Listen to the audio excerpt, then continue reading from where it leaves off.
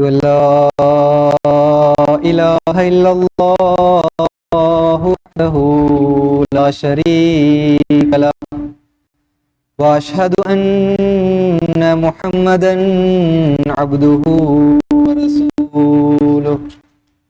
أما بعد فأعوذ بالله من الشيطان الرجيم بسم الله الرحمن الرحيم إنا أنزلناه في ليلة القدر وما أدراك ما ليلة القدر ليلة القدر خير من ألف شهر تنزل الملائكة والروح فيها بإذن ربهم من كل أمر سلام هي حتى مطلع الفجر۔ آج کے اس درس کے لیے جو ہے سیدنا حضور رضی اللہ تعالیٰ بنصرہ العزیز کا بیان فرمودہ ایک خطبہ جمعہ جو ہے وہ خاکار نے چنا ہے، جس کے لیے وہ جو ہے آپ لوگوں کے سامنے پیش کرنے کی کوشش کروں گا۔ اس میں جو ہے خصوصیت کے ساتھ لیلۃ القدر کے بارے میں اور رمضان المبارک کا جو آخری عشرہ ہے اس کی فضیلت کے بارے میں ذکر موجود ہے۔ حضور انور اس میں سب سے پہلے جو ہے جس سورت کی سورہ القدر ہے اس کی تلاوت فرمانے کے بعد اس کا ترجمہ یوں پیش فرمایا: اللہ کے نام کے ساتھ جو بے انتہا رحم کرنے والا، بن مانگے دینے والا اور بار بار رحم کرنے والا ہے۔ یقیناً ہم نے اسے قدر کی رات میں اتارا ہے، اور تجھے کیا سمجھائے کہ قدر کی رات کیا ہے؟ قدر کی رات 1000 مہینوں سے بہتر ہے۔ بکثرت نازل ہوتے ہیں اس میں فرشتے اور روح القدس اپنے رب کے حکم سے ہر معاملے میں۔ سلام ہے، یہ سلسلہ طلوع فجر تک جاری رہتا ہے۔ حضور فرماتے ہیں انشاءاللہ تعالی کل سے رمضان کا آخری عشرہ شروع ہو جائے گا۔ دنیا کے ایک سرے سے لے کر دوسرے سرے تک احمدی دنیا میں جن کو توفیق مل رہی ہے اس عشرے میں اعتکاف بیٹھیں گے، دعاؤں کی توفیق ملے گی۔ اللہ تعالیٰ ان کو مقبول دعاؤں کی توفیق دے۔ جو اعتکاف نہیں بیٹھ رہے وہ اپنے گھروں میں اپنی راتوں کو زندہ کرنے والے ہوں گے انشاءاللہ۔ یہ سورت جو میں نے تلاوت کی ہے اس میں اللہ تعالیٰ نے اس آخری عشرے میں دعاؤں کی طرف توجہ دلانے کے لیے ایک ایسی رات کا بھی ذکر کیا ہے جو اگر میسر آ جائے تو بڑا ہی خوش قسمت ہے وہ شخص جس کو یہ رات مل گئی، کیونکہ اس رات میں جو دعائیں بھی مانگی جائیں گی وہ قبولیت کا درجہ پائیں گے لیلۃ القدر کی رات میں۔ پھر اس کے اور بھی وسیع معنی اور مضامین ہیں، لیلۃ القدر کے اور بھی وسیع معانی اور مضامین ہیں۔ اس میں قرآن کریم نازل ہوا جو شریعت کی آخری اور مکمل کتاب ہے، یعنی لیلۃ القدر میں ہی قرآن مجید بھی نازل ہوا، جس سے یہی مراد ہے کہ ایک لمبے تاریک زمانے کے بعد ایک ایسا نبی مبعوث ہوا جس پر اللہ تعالیٰ نے آخری شرعی کتاب نازل فرمائی اور دین کامل کیا، اور اپنی تمام تر نعمتیں اس نبی کو جسے خاتم الانبیاء ٹھہرایا عطا فرمائیں، اور یہ خوشخبری بھی دی کہ اس کے ماننے والوں کو دے دی کہ قیامت تک اس نبی کی شریعت ہی ہدایت کا راستہ دکھانے کے لیے جاری رہے گی۔ اس دنیا میں کوئی نبی خدا تعالیٰ کی طرف سے کوئی نئی شریعت لے کر مبعوث نہیں ہوگا۔ ہاں، زمانے کے اثر کے تحت جب دین میں بگاڑ پیدا ہوگا تو مجددین کا سلسلہ چلتا رہے گا جو خاتم النبیین کی شریعت کو، اس کی صحیح تعلیم کو مسلمانوں میں رائج کرتے رہیں گے۔ اور پھر آپ نے یہ پیشگوئی بھی فرمائی کہ ایک لمبے عرصے کے بعد امام مہدی اور مسیح موعود علیہ السلام کا ظہور بھی ہوگا۔ تو بہرحال اس سورہ میں یعنی سورہ القدر میں جو ہے مختلف مضامین چھپے ہوئے ہیں، جن کو اب میں مفسرین اور حضرت اقدس مسیح موعود علیہ السلام کے حوالوں اور احادیث سے کسی حد تک واضح کرنے کی کوشش کروں گا۔ سب سے پہلے یہ لیلۃ القدر کی بات چل رہی ہے، اس کے متعلق معلوم ہو کہ کب آتی ہے یہ رات اور کس طرح پتہ چلے کہ یہ رات میسر آ گئی ہے۔ اس کے بارے میں حضرت خلیفۃ المسیح ثانی رضی اللہ عنہ فرماتے ہیں، آپ فرماتے ہیں کہ کیا کوئی ایسی علامت ہے جس سے معلوم ہو سکے کہ فلاں تاریخ فلاں رات اس رمضان میں لیلۃ القدر تھی؟ اس کا جواب یہ ہے کہ بعض احادیث میں یہ آتا ہے کہ کچھ بجلی چمکتی ہے، ہوا ہوتی ہے اور ترشح ہوتا ہے، یعنی بوندا باری کہتے ہیں، یعنی ہلکی پھلکی بارش جو ہے وہ ہوتا ہے۔ ایک نور آسمان کی طرف جاتا یا آتا نظر آتا ہے، مگر اول الذکر علامات ضروری نہیں، وہ اکثر ایسا تجربہ کیا گیا ہے کہ ایسا ہوتا ہے۔ اور آخری علامت تو نور دیکھنے کی صلحاء کے تجربے میں آئی ہے، یہ ایک کشفی نظارہ ہے، ظاہر علامت نہیں جسے ہر ایک شخص دیکھ سکے، یعنی نور آتا یا جاتا جو ہے آسمان کی طرف، یہ دیکھنا جو ہے کشفی نظارہ ہے، یہ کوئی ظاہری طور پر تو نہیں ہوتا، ہر کوئی نہیں دیکھ سکتا۔ حضور فرماتے ہیں خود میں نے بھی اس تجربہ کیا ہے، لیکن جو کچھ میں نے دیکھا ہے دوسروں نے نہیں دیکھا۔ اصل طریقہ یہی ہے کہ مومن اللہ تعالیٰ سے سارے رمضان میں دعائیں کرتا رہے اور اخلاص سے روزے رکھے، پھر اللہ تعالیٰ کسی نہ کسی رنگ میں اس پر لیلۃ القدر کا اظہار کر دیتا ہے۔ پھر حضور فرماتے ہیں، حدیث میں آتا ہے، حضرت انس رضی اللہ عنہ سے روایت ہے کہ حضور صلی اللہ علیہ وسلم نے فرمایا کہ جس نے ماہ رمضان کے شروع سے آخر تک تمام نمازیں باجماعت ادا کیں تو اس نے لیلۃ القدر کا بہت بڑا حصہ پا لیا۔ گویا صرف آخری دنوں میں تلاش نہ کریں بلکہ سارے رمضان میں پوری بات بجا لائیں۔ پھر حضرت ابو ہریرہ رضی اللہ عنہ بیان کرتے ہیں کہ رسول اللہ صلی اللہ علیہ وسلم نے فرمایا، رمضان کا مہینہ شروع ہو گیا ہے جو ایک بابرکت مہینہ ہے، خدا نے اس کے روزے رکھنا تم پر فرض کیے ہیں، اس میں جنت کے دروازے کھول دیے جاتے ہیں اور جہنم کے دروازے بند کر دیے جاتے ہیں اور شیطان جکڑ دی جاتے ہیں۔ اس میں ایک رات ہے جو 1000 مہینوں سے بہتر ہے، جو اس کی خیر سے محروم کیا گیا وہ محروم کر دیا گیا۔ حضور فرماتے ہیں تو ایک بات تو یہ واضح ہوئی ان حدیثوں سے کہ یہی نہیں ہے کہ سارا رمضان تو نہ روزوں کی طرف توجہ دی، نہ قرآن پڑھنے کی طرف توجہ ہوئی، نہ نمازوں کے قیام کی طرف توجہ ہوئی، اور آخری عشرہ شروع ہوا تو ان سب عبادات کی طرف توجہ پیدا ہو گئی۔ ایسا تو نہیں، بلکہ رمضان کے شروع سے ہی ان عبادات کی طرف توجہ کی ضرورت ہے۔ جو برائیاں پائی جاتی ہیں ان کو چھوڑنے کی طرف توجہ دیں،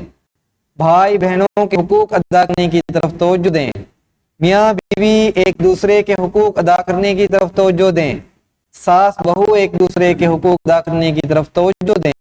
تو شروع رمضان سے ہی حقوق اللہ اور حقوق العباد ادا کرنے کی طرف توجہ ہو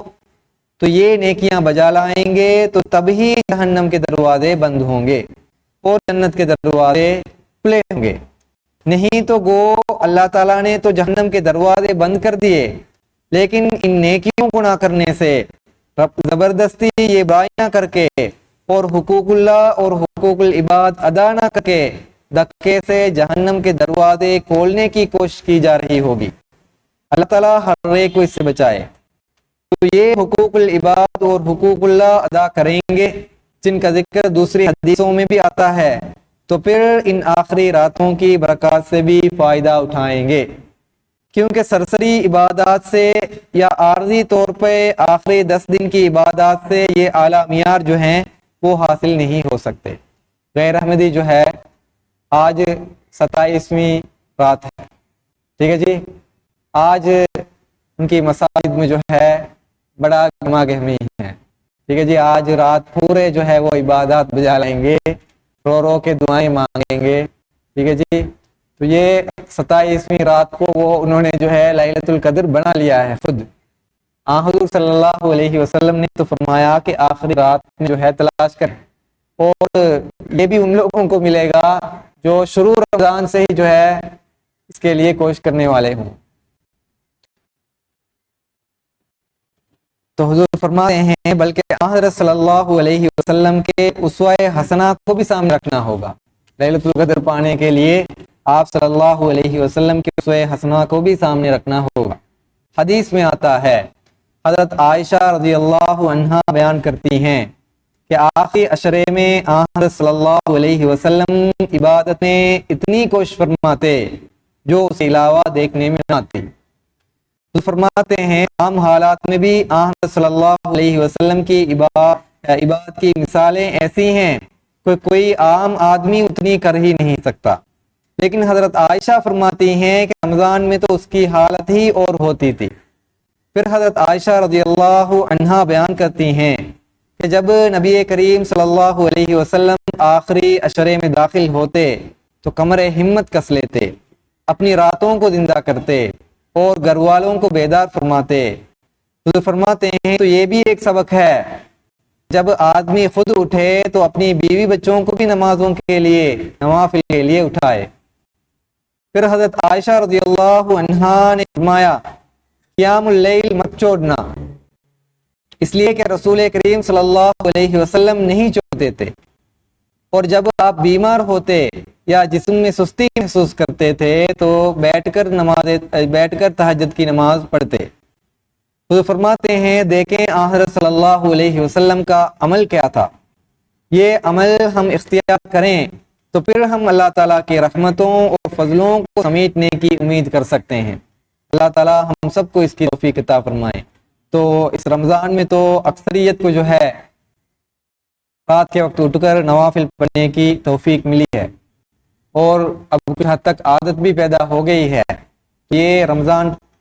کی حد تک جو ہے اس کو محدود نہیں رکھنا چاہیے، بلکہ اس کے بعد بھی جو ہے اس کو جاری رکھنا چاہیے، نوافل ادا کرنا چاہیے۔ آخری 10 راتوں میں لیلۃ القدر تلاش کرنے کے بارے میں ایک اور حدیث پیش کرتا ہوں۔ بخاری اور مسلم میں ابو سعید خدری رضی اللہ عنہ سے روایت نقل کی ہے،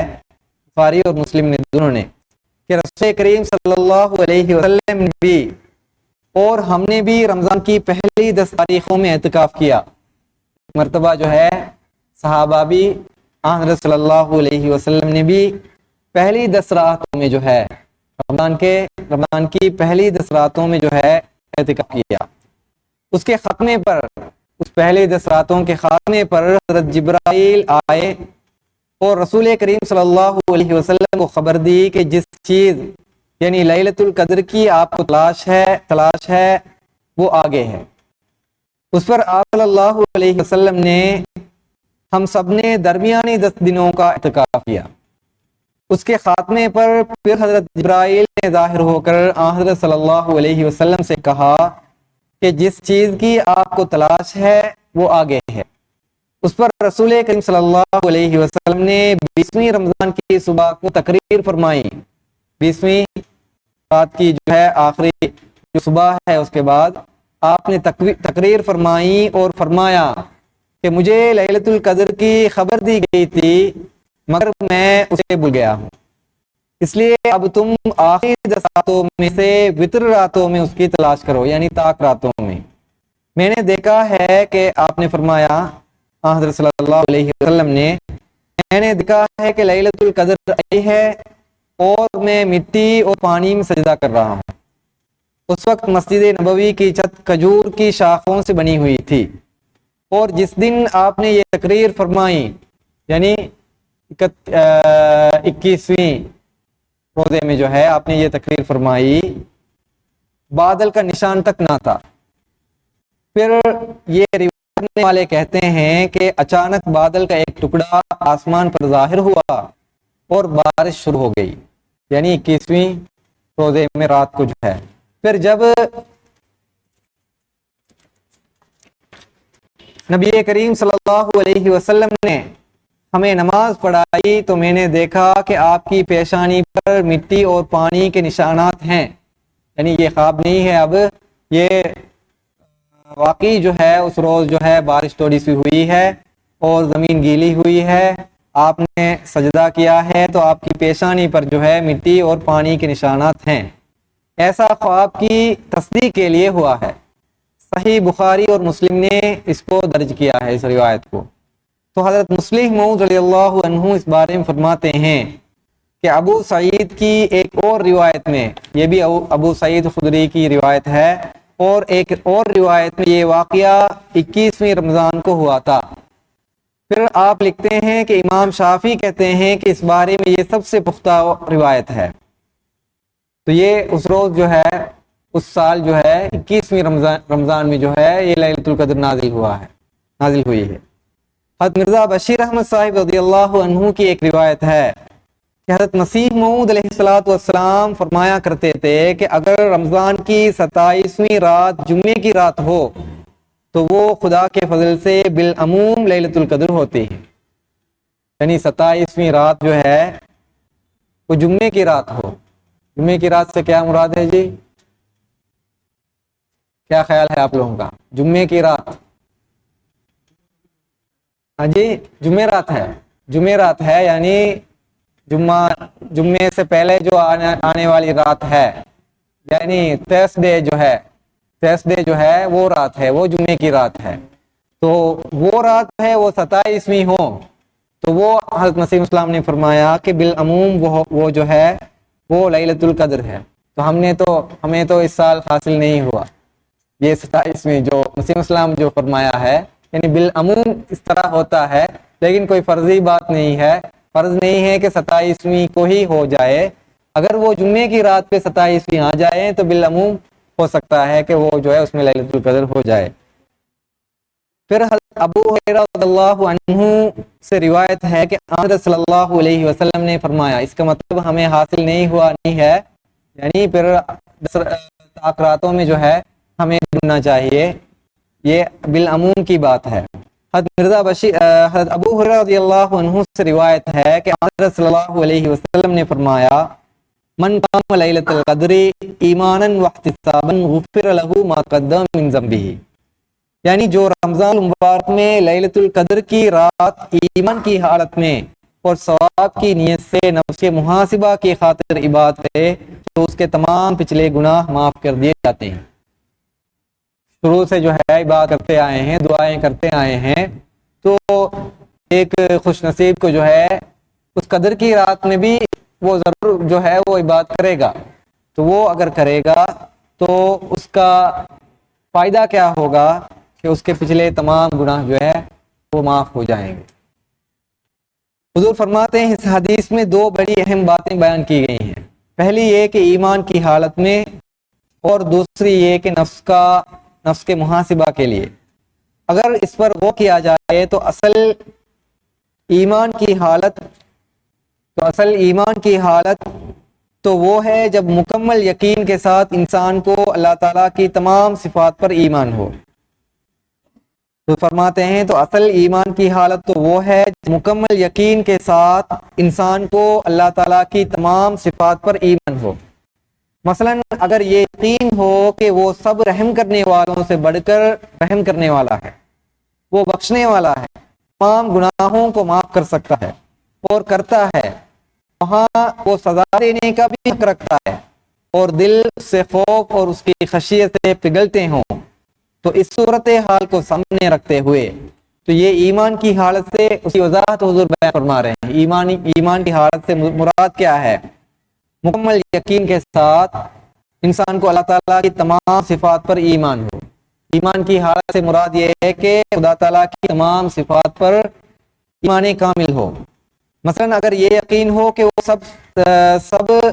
وہ سب رحم کرنے والوں سے بڑھ کر رحم کرنے والا ہے، وہ بخشنے والا ہے، تمام گناہوں کو معاف کر سکتا ہے اور کرتا ہے، وہاں وہ سزا دینے کا بھی حق رکھتا ہے، اور دل اس کے خوف اس کی خشیت سے پگھلتے ہوں، تو اس صورت حال کو سامنے رکھتے ہوئے، یعنی اس ایمان کو سامنے رکھتے ہوئے وہ اپنے نفس کا بھی محاسبہ کرے، استغفار کرے، تو وہ اس کے پچھلے گناہ معاف کر دیتا ہے۔ حضرت اقدس مسیح موعود علیہ السلام نے ایک نقطہ بیان فرمایا ہے کہ استغفار اور توبہ دو چیزیں ہیں۔ استغفار مدد اور قوت ہے جو خدا تعالیٰ سے حاصل کی جاتی ہے، اور توبہ اپنے پاؤں پر کھڑا ہونا ہے۔ فرمایا کہ خدا تعالیٰ کی یہ عادت ہے کہ جب اس سے مدد اور قوت مانگو تو وہ عطا کرتا ہے، اور نیکیاں کرنے کی قوت عطا کرتا ہے، اور اس طرح اپنے پاؤں پر انسان کھڑا ہو جاتا ہے۔ اور پھر جب وہ اپنے پاؤں پر کھڑا ہو گیا تو اس نے چونکہ اللہ تعالیٰ سے مدد مانگی ہوتی ہے، اس لیے نیکیاں کرنے کی قوت قائم رہتی ہے۔ تو فرمایا آپ نے کہ اسی کا نام توبو الیہ ہے۔ تو اس لحاظ سے جب آدمی اپنا محاسبہ کرتا ہے تو پچھلے گناہ بھی معاف ہو جاتے ہیں اور نیکیاں کرنے کی بھی توفیق ملتی ہے۔ پھر حدیث آتا ہے، اس حدیث میں جو ہے آخر عشرے کی فضیلت معلوم ہوتی ہے۔ حدیث میں آتا ہے کہ حضرت ابن عمر رضی اللہ عنہ نبی اکرم صلی اللہ علیہ وسلم سے روایت کرتے ہیں کہ آپ صلی اللہ علیہ وسلم نے فرمایا کہ عمل کے لحاظ سے ان دنوں یعنی آخری عشرے سے بڑھ کر خدا تعالیٰ کے نزدیک عظمت والے اور محبوب کوئی دن نہیں۔ ان ایام میں تحلیل یعنی لا الہ الا اللہ کہنا، اللہ تعالیٰ کی بندگی پوری طرح اختیار کرنا، اور تکبیر کہنا، اور تحمید کہنا، اور اللہ تعالیٰ کی حمد کرنا، اللہ تعالیٰ کی بڑائی بیان کرنا بکثرت اختیار کرو ان آخری دنوں میں۔ حضور فرماتے ہیں اب یہ حدیث بھی اسی مضمون کو بیان کر رہی ہے۔ فرمایا کہ رمضان کے اس آخری عشرے میں مکمل طور پر اس کی بندگی اختیار کرو، کوئی باطل معبود تمہیں نیک کاموں سے ہٹا نہ سکے۔ ان دنوں میں ہر وقت اللہ تعالیٰ کی کبریائی، اس کا بڑا ہونا تمہارے ذہنوں پر رہے، اور پھر اس کی حمد بھی کرو کہ اس نے تمہیں اتنی نعمتیں بخشی ہیں، اتنی نعمتوں سے نوازا ہے، تمہیں یہ دن نصیب کیے ہیں جن میں اس نے تمہاری بخشش کے سامان پیدا فرمائے، اور سب سے بڑھ کر یہ اور اس پر جتنا بھی اللہ تعالیٰ کا شکر ادا کیا جائے کم ہے کہ اس نے خالص اپنا بندہ بننے کی توفیق عطا فرمائی، اور ہمیں یہ دن بخشے جس میں ہم خالص طور پر اس کی طرف جڑے ہوئے اسے مدد چاہتے ہیں۔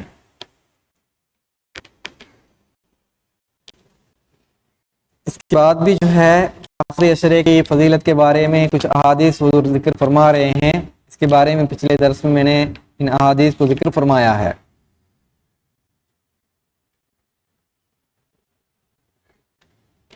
حضرت خلیفۃ المسیح ثانی رضی اللہ عنہ اس سورت کی تفسیر یعنی سورہ القدر کی تفسیر بیان فرماتے ہوئے ایک جگہ فرماتے ہیں احادیث میں مذکورہ لیلۃ القدر بھی ایک جہت سے اسی لیلۃ القدر سے تعلق رکھتی ہے جس میں قرآن کریم نازل ہوا تھا، اور یہ کہ ان معنوں کی روح سے اصل لیلۃ القدر وہی رات ہے جس میں قرآن کریم نازل ہوا تھا۔ اصل لیلۃ القدر وہ ہے جس میں قرآن مجید نازل ہوا تھا، اور صرف اس کی یاد تازہ رکھنے کے لیے اور اس عہد کو تازہ کرنے کے لیے جو نزول قرآن کریم کے ذریعے اللہ تعالیٰ نے اس امت سے باندھا تھا، اس نے لیلۃ القدر مقرر کی ہے، اور اس فائدے کو مد نظر رکھ کر امت کے کمزور لوگ بھی کم از کم 10 راتیں تو خوب عبادت کر لیں۔ اس نے رمضان کی آخری 10 راتوں میں اسے چھپا دیا ہے اور معین رات مقرر نہیں کی تاکہ اس کا قیام صرف ایک رسم ہو کر نہ رہ جائے جسے اسلام بہت ناپسند کرتا ہے، یعنی رسم کو جو ہے رسمی طور پر نیکیاں بھی بجا لائے وہ اسلام میں جو ہے کوئی وقت نہیں رکھتا۔ اب جو چاہے رمضان کی آخری راتوں میں تلاش کر سکتا ہے، اور اس میں کیا شک ہے کہ جو اللہ تعالیٰ کے فضل کو 10 راتوں میں تلاش کرے گا اسے دین کے ساتھ پہلے سے زیادہ لگاؤ ہو جائے گا، اور اسے دل میں دین کی محبت پیدا ہو جائے گی، اور اس سے یہ امید کی جا سکے گی کہ پہلی غلطیوں کو چھوڑ کر پورے طور پر خدا تعالیٰ کی طرف جھک جائے اور کسی وقت اس کی ہر رات ہی لیلۃ القدر ہو جائے گی۔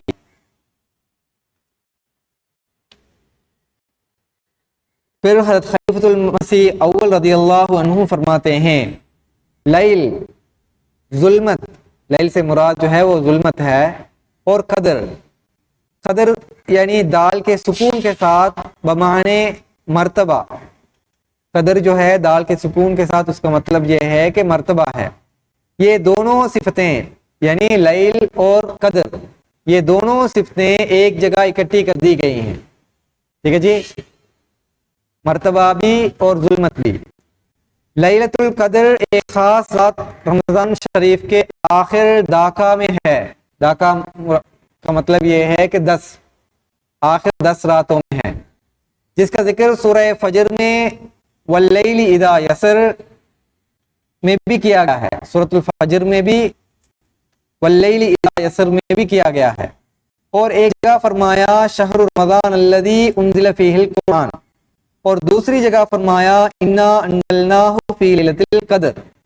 ان دونوں آیتوں کے لانے سے بھی معلوم ہوا کہ لیلۃ القدر رمضان شریف میں ہے۔ پیغمبر صلی اللہ علیہ وسلم نے اور بھی زیادہ تشریح کر کے یہ بتا دیا ہے کہ لیلۃ القدر رمضان شریف کے آخری داکا کی یعنی آخری 10 رات کی طاق راتوں میں ہوا کرتی ہے، کسی سال 21ویں شب کو، کسی سال 23ویں یا 25ویں یا 27ویں یا 29ویں شب کو۔ اس شب کے فضائل سی حدیثوں میں بے حد بیان ہوئے ہیں، لیلۃ القدر کے شب کے فضائل جو ہے۔ پھر فرمایا کہ انا انزلناہ کا مرجع جس طرح قرآن شریف سمجھا گیا ہے، یعنی ہم نے اس کو نازل کیا ہے، یہاں جو ہو کی ضمیر ہے اس کا مرجع جس طرح قرآن شریف سمجھا گیا ہے، اسی طرح اس سے پیغمبر صلی اللہ علیہ وسلم کی ذات مبارک بھی مراد ہے۔ اسی لیے انزلناہ فرمایا کہ قرآن اور منزل علیہ القرآن دونوں ہی مرجع ٹھہرے ہیں، یعنی انزلناہ ہو کی ضمیر یہاں رکھا گیا ہے، تو اس کا فائدہ یہ ہے کہ ہو کی ضمیر سے جو ہے قرآن مجید بھی مطلب ہو سکتا ہے، اور جس پر قرآن مجید نازل ہوا ہے وہ بھی اس میں مطلب ہو سکتا ہے، ورنہ انزلناہ ھذا القرآن فرمانا کوئی بعید بات نہ تھی، یعنی اگر خاص قرآن مجید کو ہی فرمانا ہو تو انزلناہ ھذا القرآن فرما سکتے تھے، اس کو عام طور پر ایام جاہلیت کے نام سے نہیں، لیل وہ ظلمت کا زمانہ ہے جو پیغمبر صلی اللہ علیہ وسلم کی بعثت کے وقت سے پہلے کا زمانہ تھا، جس کو عام طور پر ایام جاہلیت کے نام سے موسوم کرتے ہیں، اور قدر دال کی سکون کے ساتھ وہ قابل قدر زمانہ ہے جس زمانے سے پیغمبر خدا صلی اللہ علیہ وسلم کی بعثت شروع ہوئی، اور اس کی مدت پیغمبر صلی اللہ علیہ وسلم کی حیات طیبہ میں سے 23 سال کی مدت تھی، جس میں ابتدا الی آخر سارے قرآن شریف نازل ہوا۔ ایک طرف ظلمت کے ایام ختم ہوئے اور دوسری طرف قابل قدر زمانہ شروع ہوا، اس لیے یہ متضاد صفت لیل اور قدر یہاں اکٹھے کر دیے گئے ہیں۔ پھر حضرت مسلم موعود رضی اللہ عنہ فرماتے ہیں کہ انا انزلناہ فی لیلۃ القدر کے یہ معنی ہیں کہ ہم نے قرآن کریم کو لیلۃ القدر میں نازل کیا ہے، کیونکہ پہلی صورت میں یعنی اس سے پہلے والی صورت میں جو ہے قرآن کریم کا ذکر آ چکا تھا، اس لیے یہاں بجائے یہ کہنے کے کہ قرآن مجید اس میں نازل ہوا ہے، اللہ تعالیٰ نے صرف اس کی طرف ضمیر پہر دی ہے اور کہہ دیا ہے کہ انا انزلناہ فی لیلۃ القدر، کیونکہ یہ بات ہر شخص پہلی صورت پر نظر ڈال کر آسانی کے ساتھ سمجھ سکتا ہے، اور اس بات کی ضرورت نہیں تھی کہ قرآن کریم کا خاص طور پر نام لیا جاتا۔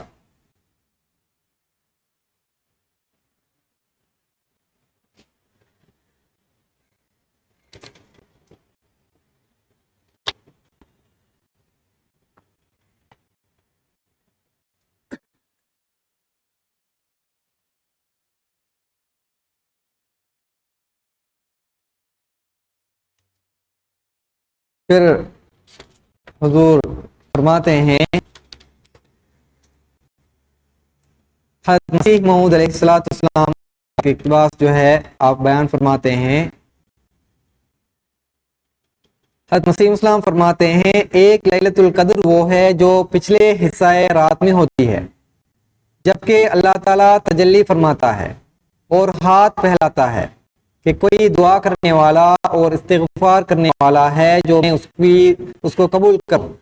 لیکن ایک معنی اس کے اور ہیں جس سے بدقسمتی سے علماء مخالف اور منکر ہیں، اور وہ یہ ہیں کہ ہم نے قرآن کو ایسی رات میں اتارا ہے کہ تاریک و تار تھی اور وہ ایک مستعد مصلح کی خواہاں تھی۔ خدا تعالیٰ نے انسان کو عبادت کے لیے پیدا کیا ہے، جبکہ اس نے فرمایا وما خلقت الجن والانس الا لیعبدون۔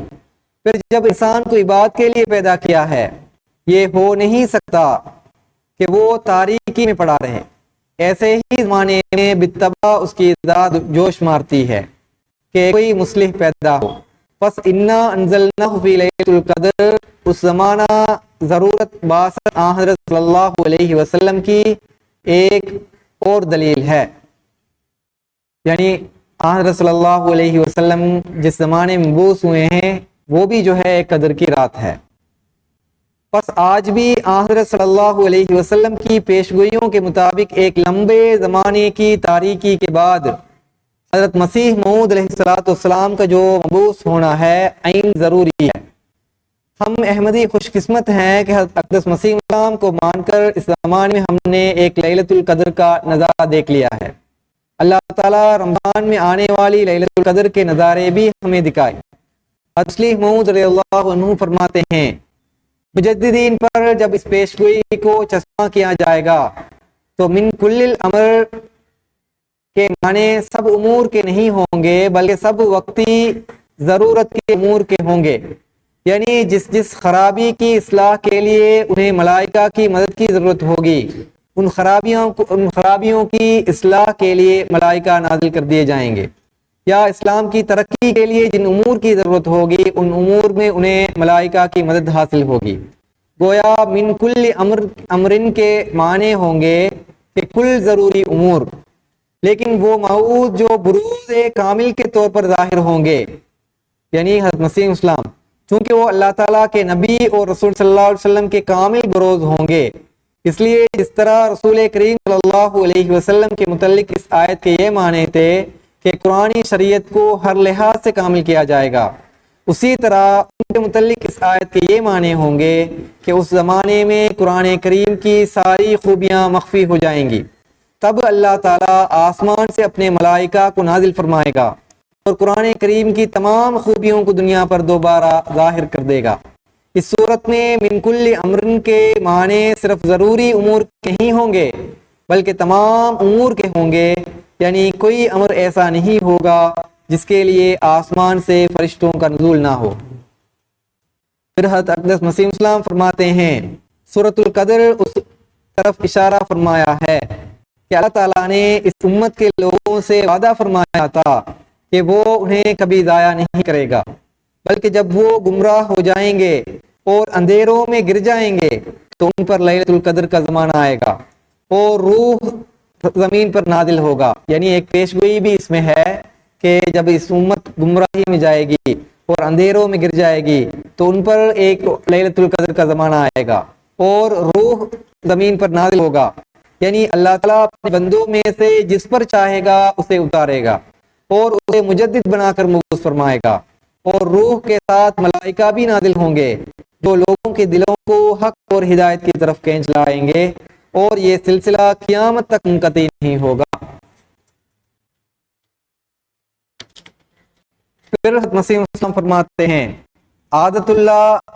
اس طرح پر جاری ہے کہ جب کوئی رسول یا نبی یا مجدد اصلاح خلق کے لیے اللہ تعالیٰ سے اصلاح خلق اللہ کے لیے آسمان سے اترتا ہے تو ضرور اس کے ساتھ اور اس کے ہم رکاب ایسے فرشتے اترا کرتے ہیں جو مستعد دلوں میں ہدایت ڈالتے ہیں اور نیکی کی رغبت دلاتے ہیں، اور برابر اترتے رہتے ہیں جب تک کفر اور ضلالت کی ظلمت دور ہو کر ایمان اور راستبازی کی صبح صادق نمودار ہو، جیسا کہ اللہ جل شانہ فرماتا ہے تنزل الملائکۃ والروح فیہا بإذن ربہم من کل امر سلام ہی حتی مطلع الفجر۔ سو ملائکہ اور روح القدس کا تنزل یعنی آسمان سے اترنا اسی وقت ہوتا ہے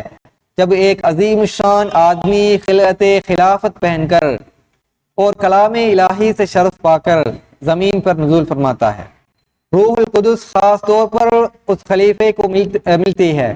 اور جو اس کے ساتھ ملائکہ ہیں وہ تمام دنیا کے مستعد دلوں پر نازل کیے جاتے ہیں۔ تب دنیا میں جہاں جہاں جو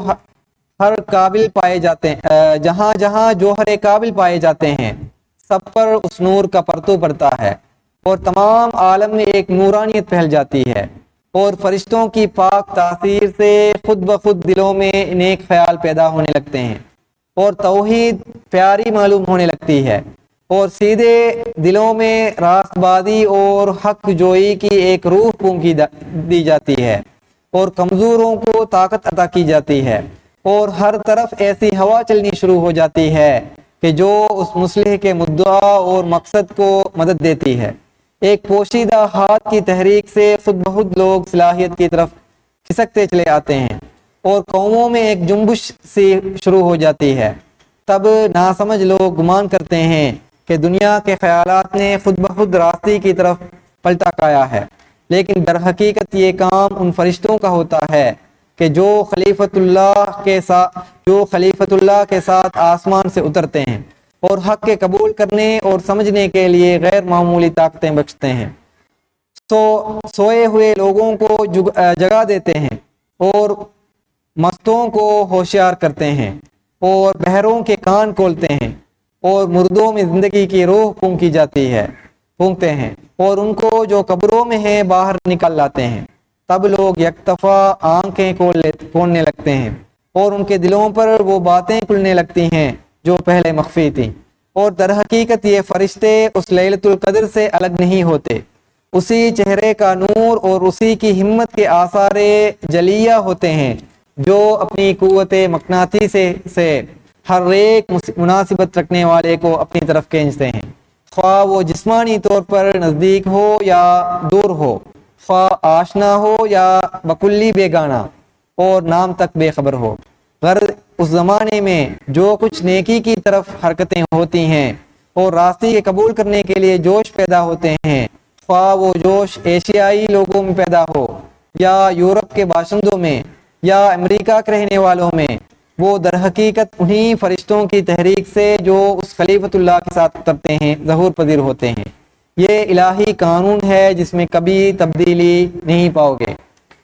آخر میں حضور دعا کرتے ہیں اللہ تعالیٰ ہمیں اس عشرے سے بھرپور فائدہ اٹھانے کی توفیق عطا فرمائیں،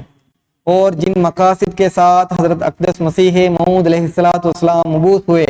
ان مقاصد کو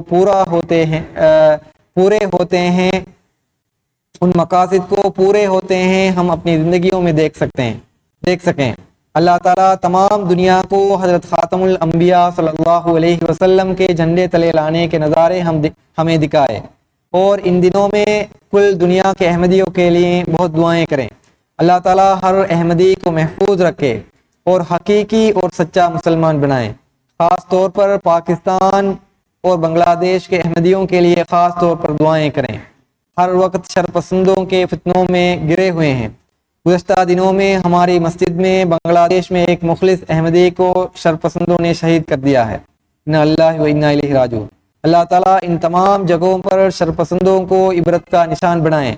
اور اسی طرح ہندوستان میں بھی بعض جگہوں سے خبریں آتی ہیں کہ شر پھیلائے جا رہے ہیں اور تنگ کیا جا رہا ہے احمدیوں کو۔ تو اللہ تعالیٰ ہر احمدی کو محفوظ رکھے، اور بہت دعائیں